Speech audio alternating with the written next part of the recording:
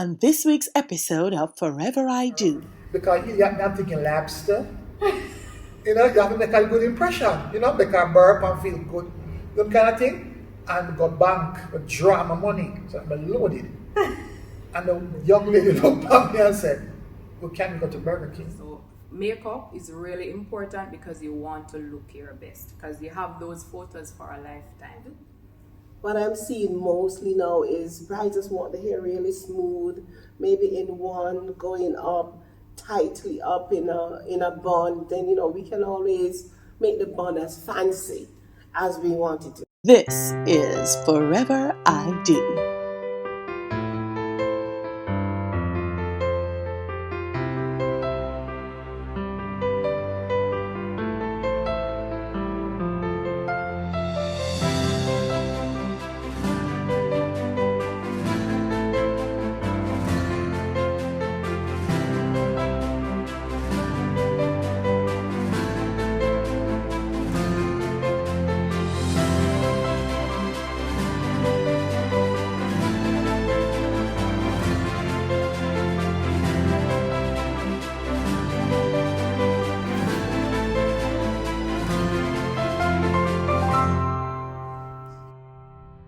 After 28 years, they're doing just fine. Don't test Junior and Trudy Tucker's love of a lifetime. She stalked me. That's not true. Straight up. And the world going on today. I'm okay though. That's not true. I'm okay. I just accepted it. Maybe a little bit. I had actually seen him at a concert. Stalking. He was not performing. He was just attending. Stalking. So we have a mutual, and his cousin, my friend, and I was like, so yeah, the nice guy that introduced me. There was just a joke. And then months later, he actually brought him to where I worked and introduced me to him. And by that time, I think I'd probably even forgotten about what I said because I was just joking at the time. And then that's what I meant. Then he began to stop me. That's how it goes. I was at work. I will speak. I was at work. And it was at Coney Park, if anybody remembers Coney Park. And I was working. But then all of a sudden I'm by the stage and he's there. I have to go up to the midway area and he's there. And everywhere I turn, he's there. And then I was checking somebody bring over cotton candy. I was checking out the venue for my next video shoot I just did. That's not true. Don't test, I just did 16 years old video. I was looking for the next single, for the video spot for the next single. I was doing work, business. Not true. And everywhere I went, you who were supposed to be in your office kept following me all over the place. No. Not true. So I don't know if you needed to be You're a more pastor. hungry. You're So I a said, pastor "Come now." kill me." You're a pastor. So are you. You need to tell the truth. Okay. He asked me out. And actually, it was here at the Pegasus. We Yes. went to, there was, Billboard magazine was doing a party up there. Yeah. And then we came. So we kind of made it like I carry my girlfriends with me because, stalker. So just to be safe. So we came as a group. And then he was Don't there. recall your girlfriend's being Because you were So stalking me, distant. so you didn't see them. here. No. Tell me our first date. Our first date was at Burger King. We go to Burger King. I accept vouchers. So I stop my bank, right? I stop my bank before I go pick her up. Because I'm thinking lobster. You have to make a good impression. Make her burp and feel good. That kind of thing. And go bank, draw my money. So I'm loaded. And the young lady looked at me and said, well, can we go to Burger King? I said, thank you, Jesus. This is the girl. And she won't broke my pocket. I said, no. She said, I understand the lobster thing. I understand the big fish and the big Chinese food thing. And I'm saying, but can we go to Burger King? I said, you want what? She said, Burger King, donut, salsa. She said, as a matter of fact, we'll even drive go Ochi if you want to drive go Ochi at Burger King. Halfway tree. But we go half a tree. Half a tree one didn't open. It's just hot. No, it was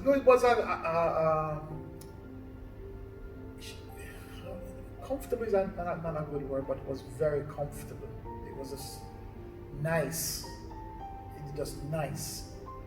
Meaning, you come with intent. Us men, we look for the hunt. But I would hang out with her and it would just be like so comfortable. I felt like somebody I knew all for the whole of my life. Conversation would run the gamut from politics to life to faith to, I were Christians at the time.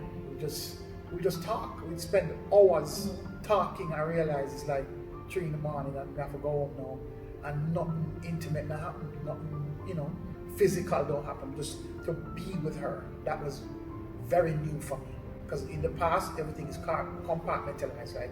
This is a sexual partner, our girlfriend. This is, business. This is background singer. This is people you work with, whatever. But with her, I just wanted to be around her and be with her all the time. And it felt easy. That was new for me. I agree with him 100%. It was the same. I could be myself. And there were no airs, no put on, nothing. You just relax. When I met him, he was not Junior Tucker. And people used to ask me that, like, what is it? Well, let me explain. People used to ask me, how does it feel to be married to Junior Tucker? And I'm like, it's I don't know, normal. Because the Junior Tucker you see on the stage is the artist, the person, like a persona. But when he's home, he's just Junior. He's just my friend. And we're still friends, I think. Yeah, go on a probation period right now. When I met her, actually, she was at the time finishing her first degree, I think. Yeah, you were 19. She was 19 and finishing. Went to school early. First, yeah, she went to school at 16, straight to CAS. Well, if I remember CAS. She had first degree. So to me, it was like, okay, this one now is serious. In other words, she was very, even though she was 19, she talked like and act like a older woman. Because she was raised, a mom, old people around her, and sister, people around her were, business people, and they were serious about life. So for me, artists too, everything is just, hey, everything is cool. I mean, if you make a whole lot of money now and you spend it off, I don't know, just make some more money and spend it again, and that's kind of a vibe, That's how I thought. And so with her, which was very organized, very serious, I was like, no, this woman is and funny enough, even though it's sexy but pretty, the China berry look, you know what I mean? Yeah, all of that. That was one thing, but the most important thing to me was, I remember asking myself the question, could she be, like if I was to die, if we had children, I wondered, what would happen to the children? And I knew without a shadow of a doubt, if anything was to happen to me, this woman would keep the readings going, take care of the children, stand up on her own 2 feet, be a champion same way and be prosperous. And so she came to the table on her way to be independent. It was like she was independently strong, she was powerful, she knew what she was about. She came to the relationship telling me, okay, this is how I see things, we're gonna get married this time, we're gonna, have our own house, we need to get this up. And she had plans, she knew what she was about. It wasn't like, kind of a rescue, no, she was like serious. So I knew if I didn't grow up quick and be man, this girl would leave in a short time because she was just not interested anymore in playing around. She wasn't interested anymore in, just the boyfriend, girlfriend thing. At 19, so I was like, wow, that's serious. So for me, that's one of the things that was a powerful asset for me that made me go, yeah, this girl, serious. From I know her, she's, just looking out for people, giving away what she have to be a blessing to people. People come and live at them yard and just get blessed and keep moving. Our father take care of the whole of Papi. You have to go way back now, No, I think we had if it was up to him, we would have been married very much sooner than we got married. I think we were together about a year, almost 2 years before we actually got married. He would have been married like within months. And I remember my mom saying, wait till you finish school, wait till you finish and stuff. But he was ready to be married. So it was never a question as to if we were going to get married, it was just timing. So he just knew. He just knew that he was going to get married. That's my story. You really mean it? Yeah. You're a pastor, right? Yeah, that's what happened. Okay. I think he just asked me at home.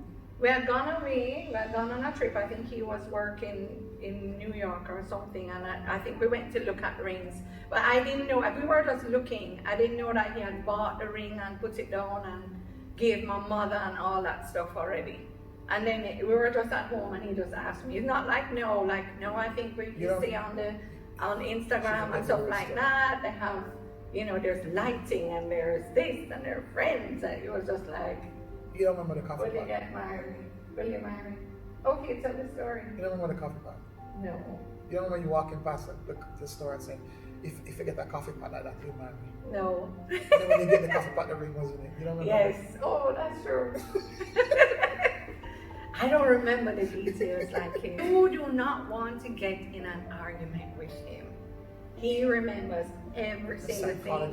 That's why he's the counselor and I'm not.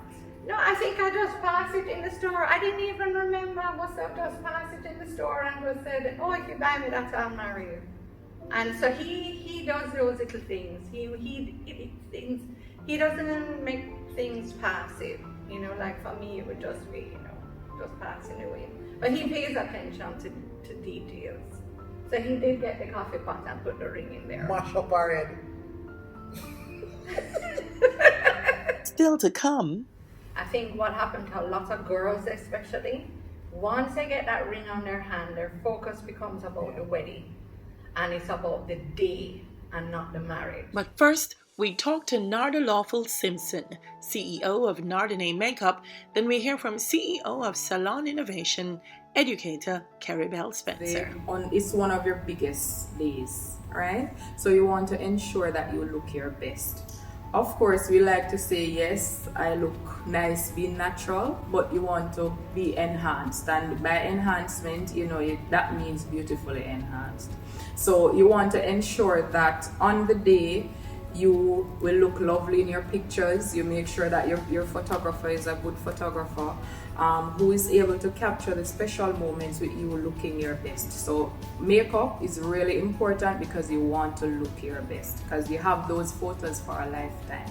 Alright, so first of all, you want to maybe have an idea of the look that you want to go for, right? Most brides I find, and I actually agree with this, they want a look that they still look like themselves, but they are beautifully enhanced. So it's a case where you don't want a cake face. So you want to ensure that you actually seek a makeup artist who you can have a look at their work, their bridal work, and just to make sure that it's up the alley that you would want. You want someone who has experience dealing with brides, and you want someone who also is in alignment to what you want. So for example, if you need airbrush makeup or if you need traditional makeup, you want to ensure that that person can do either of the two. So for me, what I do, once a bride books with me, then there's a consultation. For an extensive consultation, we meet in person, we go through the look, we try looks to see what best complements that bride. You want someone who will bring your facial features forward, your best features, and not cover up everything, right? So at the end of the day, you look polished. So what you can do, you ensure that when you meet with your makeup artist will give you skin prep tips.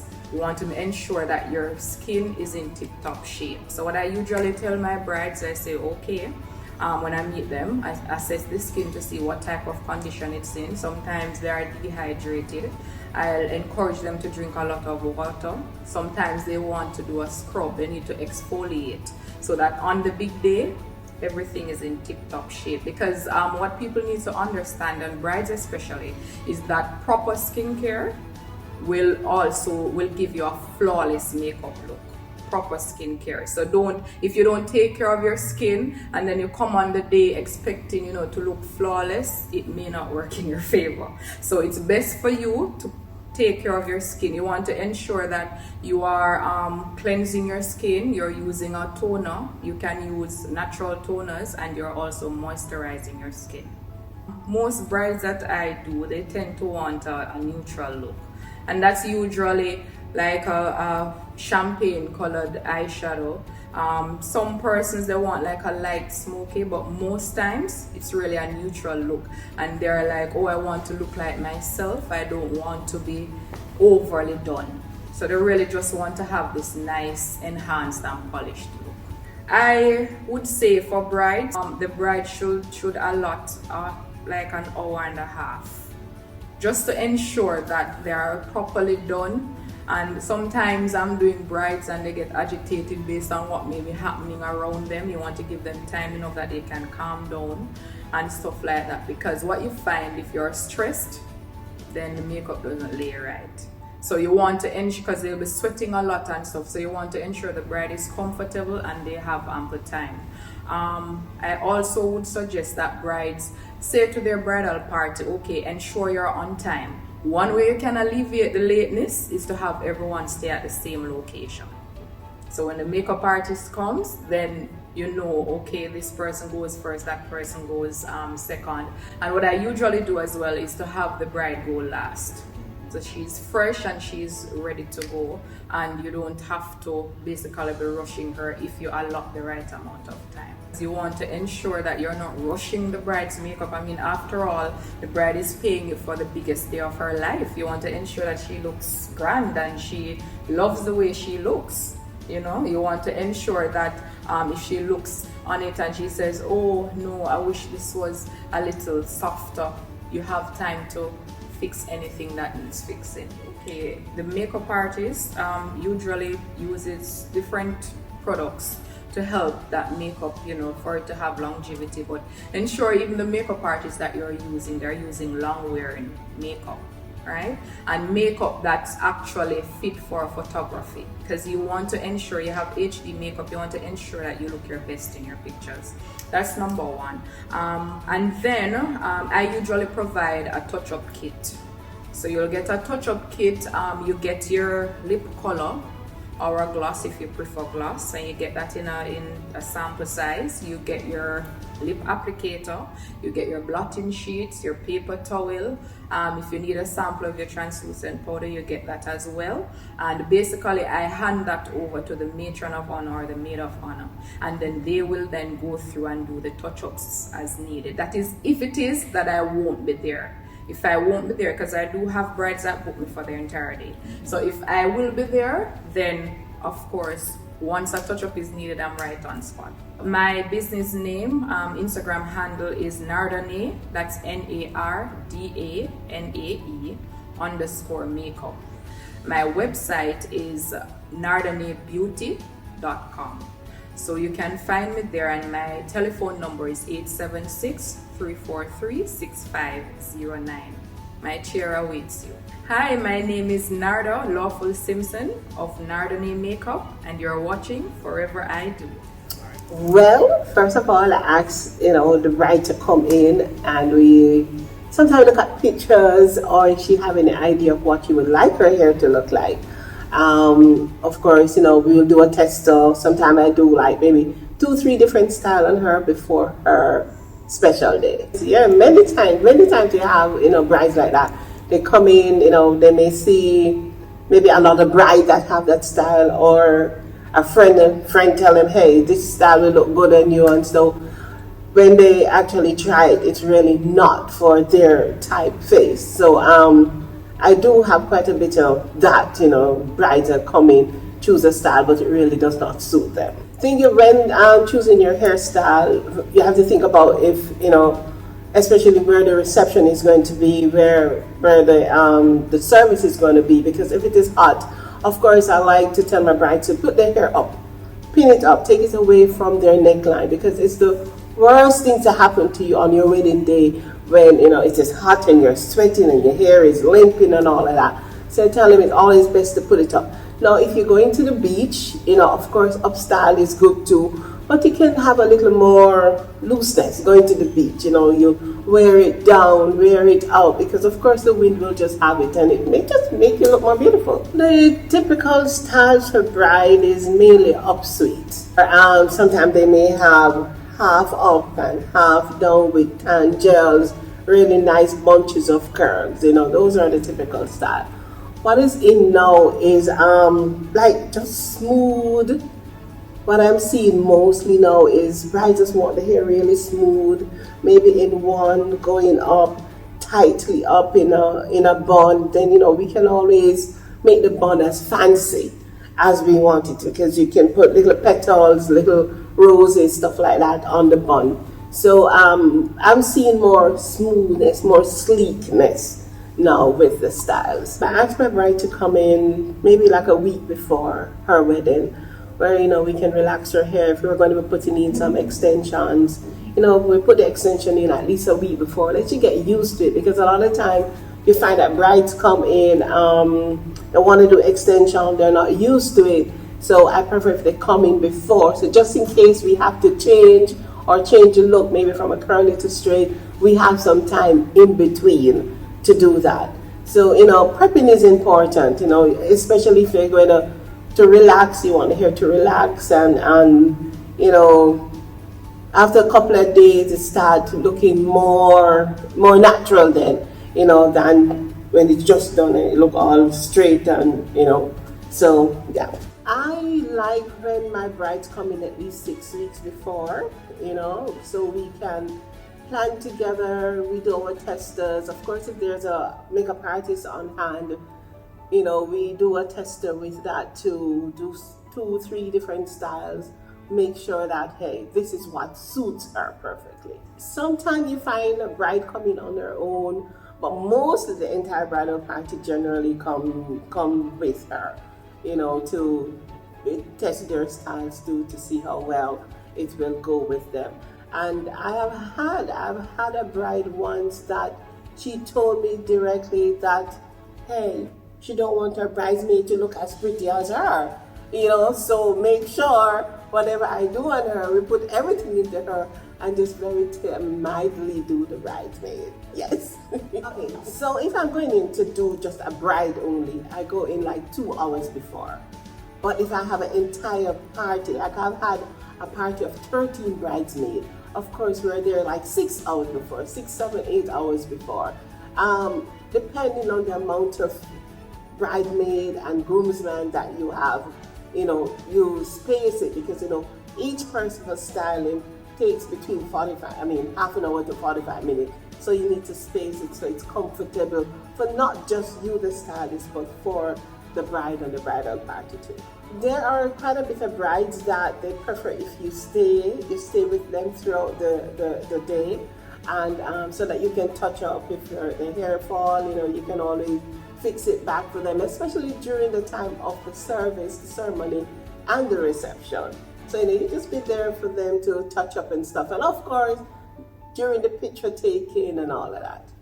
I have had some brides that take the accessories to me, as well as it's always good to take the veil to see if it's long, if it is short, what hairstyle will go best with that. So it's important to take the veil with you, yes, for child. In braiding, weaving, what is very hot now for brides is fusion hair extension. Because, fusion, there is no pins, no plaits, no glue. So it's just basically micro beads that links the extension hair into your hair. It's easy to come out. So, you wear it during your wedding period, wear it for a couple of months, and then you can take it out and it costs no breakage at all. And of course, again, you can come to Salon Innovation to get all this. And we are now located at Unit 28, Winchester Business Center. We have moved from where we were. So we're now in a nice, big, spacious area at Winchester Business Center. And we also do spa services. Yeah, we also do spa services. So, we have bridal party where you can spa day for the bride and the bridesmaid. Even for the groom, they can come in and get their manicure, pedicure, their facial, massage, waxing. and just enjoy the day, of course, with a glass of wine served while getting the services. I am Salon Innovation, and you can call me at 817-4635 or print at 876-817-4635. Or, you can hit me up on Instagram, Facebook, Pinterest. It's Salon Innovation 101. Hi, I'm Carrie Spencer. You are watching Forever I Do. Thanks, Narda and Carrie. Now let's get back to our couple, Junior and Trudy. With the whole physical, like as handsome as he is, getting more handsome every year, it will fade. All that will fade. I mean, God forbid something should happen. There's an accident or something. God forbid that would happen. But all those things fade. So the real, I think, foundation of a good marriage is a good friendship, where you can talk about just about everything. We're very open with each other, transparent and honest. And it didn't happen like that. Over the years, it's grown to be more, as you get to know each other, more comfortable, just relaxed. It really, for me, it really wasn't until I became a Christian that I really understood, and God challenged me on it. Because for me, like I said, I'm usually the person who put everything in different pockets or different, drawers, different places. And it's like, I remember, she used to talk to me about my relationships with different people in my life. And one time, I remember I was in prayer and the Lord said to me, why can't she be your best friend? And in my mind, I was like, in my mind, I actually answered him. I said, because she's a girl. Just a stupid answer. But and the silence alone just killed me. I was like, okay, now I hear what you're saying. And it started to check myself, like, why? Yeah, really and truly, why couldn't she be your best friend? Because in my mind, the practice was you have your best friend, you have your wife, and you have friends and that kind of a thing. And I would even force people to become, in my mind, my best friend. Because you're supposed to be a man, supposed to be a brethren, and you're supposed to be that kind. Until the Lord said to me, no, tell me why she cannot be a best friend. And I had to check it and go, wow. So to be honest with you, we're sitting here, she's making us really look good. But the truth is, for me, I had to catch up, I had to learn that. And I don't know why us men take so long to learn these lessons. but I had to really learn that through the Holy Spirit, through God dealing with me about how I treat her. We got married when we were young. So I was 21, he was 24 when we got married. He was still developing as a man. So I think sometimes you have, like Junior said, from the images that, the magazine or the movies, it's like you're supposed to marry this perfect person, this knight in shining armor that's going to come and whisk you off and everything is going to be perfect. I think I have watched him grow into becoming all that God has for him and wants him to become as a man. But when I met him, he wasn't that way. And so it took time. It took him growing and, developing on his own to get there. So I remember talking to a younger woman and she was like, oh, but your husband, he helps. That time our girls were still little. But, I see him and he's helping to take care of the kids and, he's staying home with them. I could never get my husband to do this. And I'm like, you're seeing him now after 10 or 15 years. I said, when I married him and I came home with him with the first one. COVID is nothing new at our house. Him had a thing and him tie up his head to change the baby diaper. And it was stressful. But over the years, no, but that's like a defining moment, because I walk in and him changing the diaper with the mask and everything, Yeah, I got straight again. So he has grown, and it's been wonderful for me to just watch him develop into the man that God wants him to become. She's one who said, okay, so did you think about this? Did you pray about this? Are you sure? Does this make sense to you? And I'm like, okay. All right, you're right this time. slow down, kind of a thing. So there's a very good balance. And she's very, very practical, very frugal, very true, business. And how does that work? How does that, benefit us down the road? Do we need to spend that? She's already thinking, okay, what's going to happen next? What's the next thing? So I think that's one thing about him. But I love. So it never gets boring. It's never boring because he's always thinking about something else. Help me to see such a broad thing, And to be honest with you, being together for 30 years, let me speak for me. I had to learn that in every facet of it. She's not just mother. Because in my mind, not gonna lie to you, old-fashioned man, mother of your children, wife, sexual partner, that's it. And I had to learn, no, you stupid fool.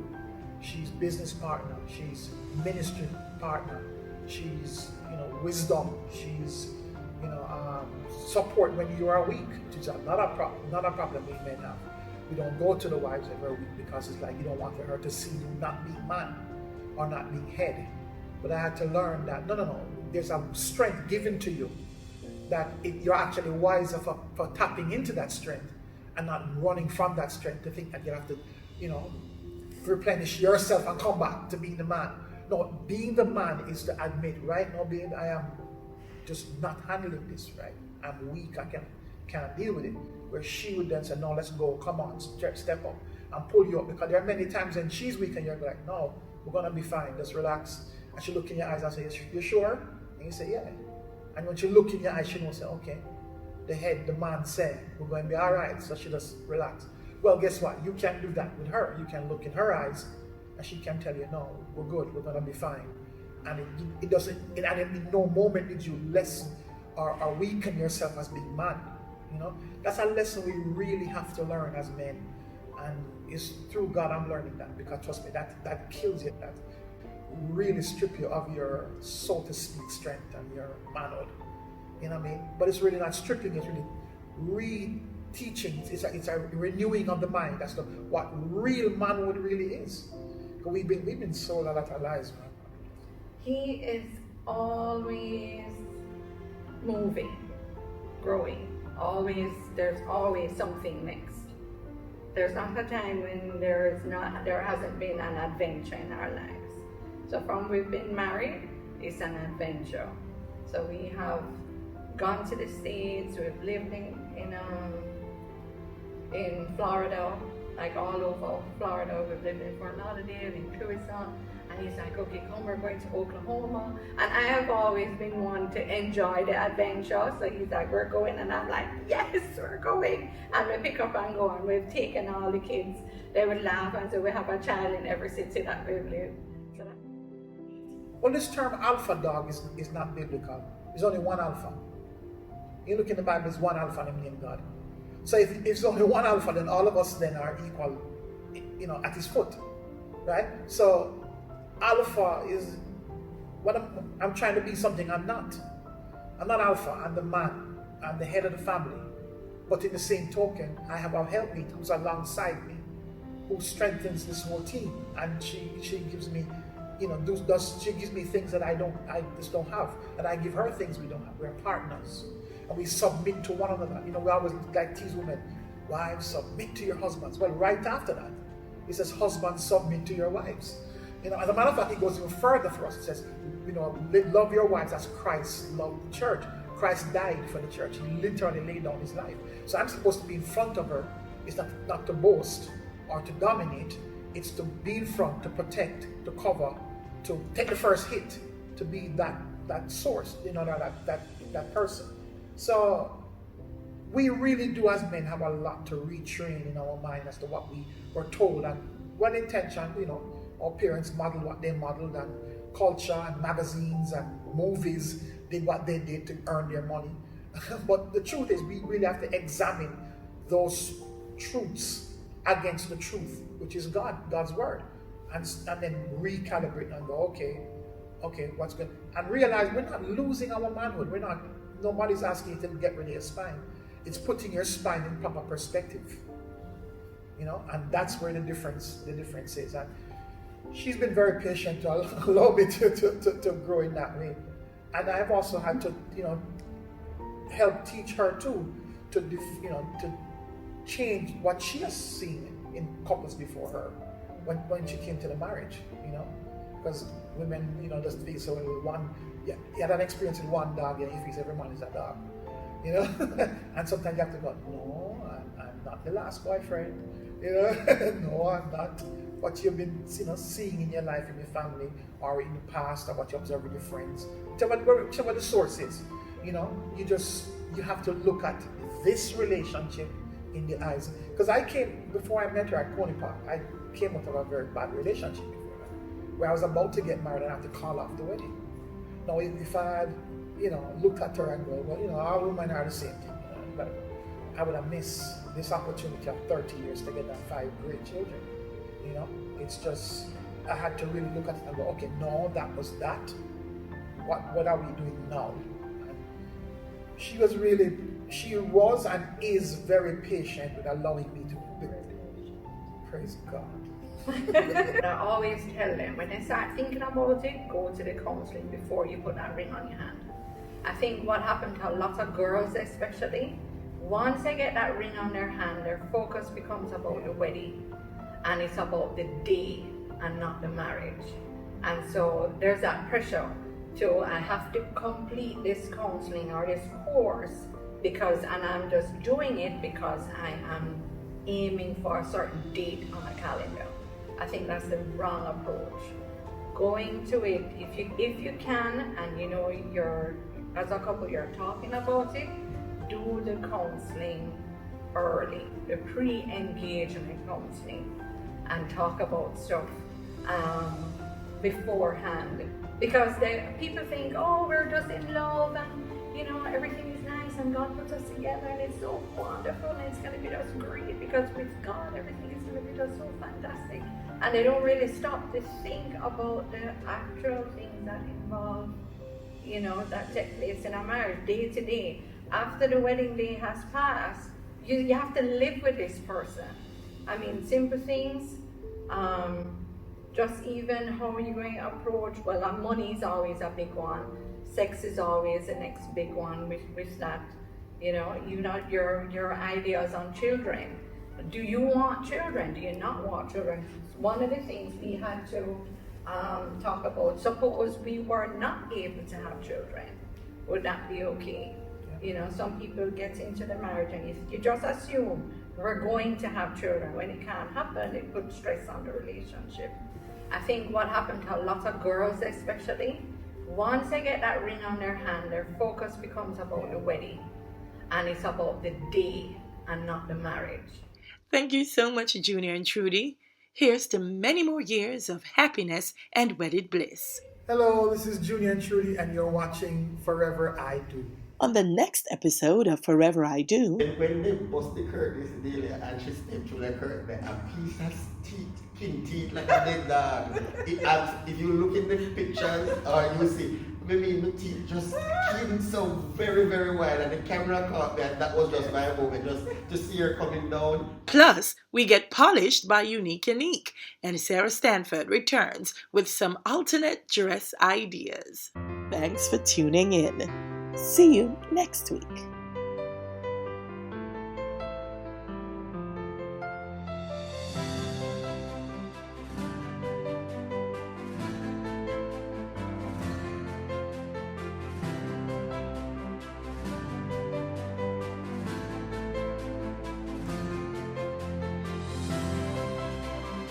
Makeup services by Nardanae Makeup. Coordination and planning, Shakima Hines of Island Bride, Jamaica. Set decor, Thai Flora Luxe. Forever I Do is filmed on location at the Jamaica Pegasus Hotel, your wedding destination in Kingston, Jamaica.